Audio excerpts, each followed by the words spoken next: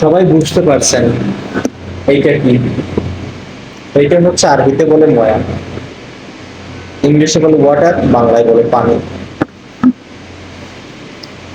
এই পানিটা ছাড়া মানুষের জীবন চলে না।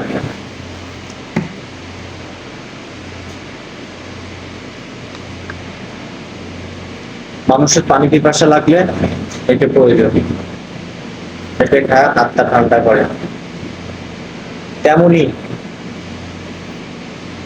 প্রবাসীরা শুধু থাকে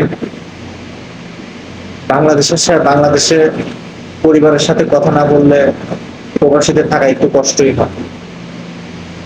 সরকার যদি সেই নেটওয়ার্কটাও বন্ধ করে দেয়, বাংলাদেশের সাথে যদি কথা না বলতে পারে, ফ্যামিলির সাথে যদি কথা না বলতে পারে প্রবাসীরা,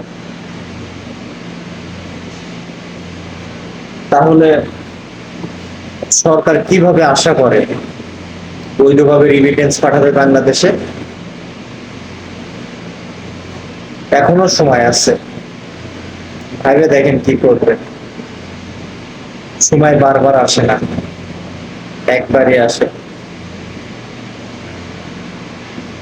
আপনি রিমিটেন্স বাংলাদেশে চান নাকি